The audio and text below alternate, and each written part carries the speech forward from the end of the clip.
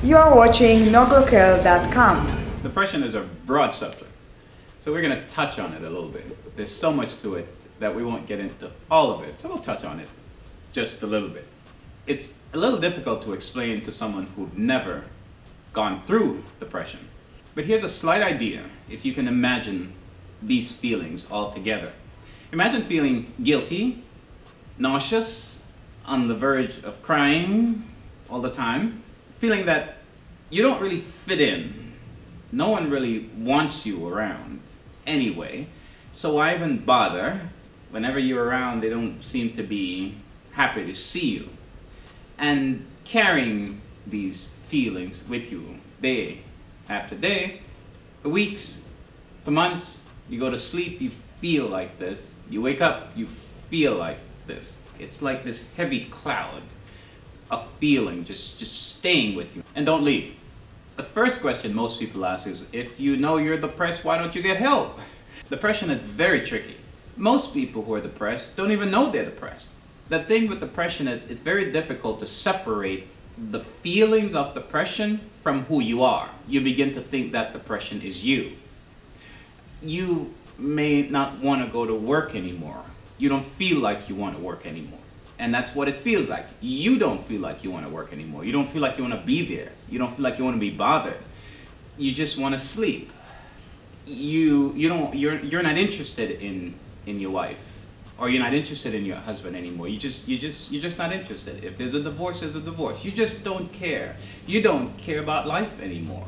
These are the feelings. However, you feel like it's you who don't care about your wife, or you who don't care about your husband, and you don't care. You go through the divorce and you just sit there. It just doesn't matter to you. Your purpose in life, your drive, the things that you love to do, you don't anymore. It doesn't do anything for you anymore. You know, whatever hobbies you have, you just sit there and it doesn't create that old feeling anymore. And this is how you feel. These are the feelings of depression. However, you feel like it's you. It's very difficult to separate the two, to realize that these feelings are from depression, not necessarily me. So because of that, the person don't identify that they're depressed. They just feel like they have no interest in life anymore. So you say, someone must be able to say, this person is depressed, and get help. That's the other problem with depression. Because depression makes the person feel like they're acting this way, the reaction from other people is irritation and frustration, and they're angry because they feel it's you. For example, if you started coming into work late, and the manager said, hey, Joe, you need to be on time. Now, your reaction is, although you're depressed, yeah, of course I'm going to be on time. Now, tomorrow you may sleep because you're depressed. You just feel like sleeping. You don't feel like being there. You don't. And he says, I spoke to you. How come you didn't come in? He said, I don't know. All right, look, you need to come in. So now he's getting angry because he feels like you're being rebellious. He feels like you're doing this purposely. You feel like you're doing it purposely because you feel like you don't want to be there. So it continues. You sleep the whole week because you don't feel like you want to go. So he gets upset and he fires you because he's looking at your action and he's saying, I spoke to you and you're not doing anything. You don't know you're depressed, so you can't say you're depressed. So you just say, look, I just don't feel like going. And then your family's like, why don't you? I don't know, I don't want to go. You feel it's you. The other person is irritated because they feel it's you. So they fire you and you just sleep all day for 2-3 weeks. And then after 2-3 weeks, commit suicide. Then everyone says, oh my gosh, he was depressed. Wow, I didn't even know he was depressed. And that's usually kind of sort of how it works.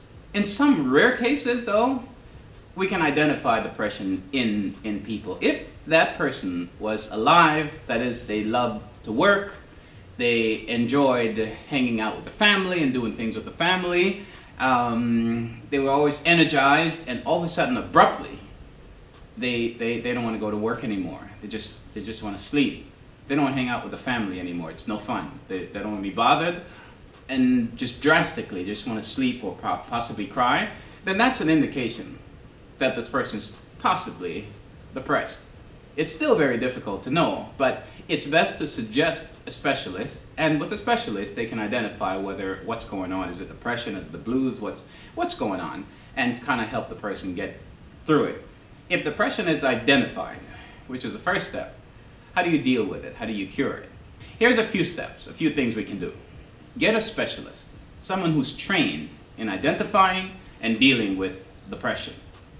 That would be the first step. They may or may not recommend medication, depending on the depth of the depression, how long it's been, and they can help you get through it. Some people have a type A personality. They're always busy, happy, doing things for others. It's a great personality, helping out everywhere they can. And sometimes they don't take care of themselves.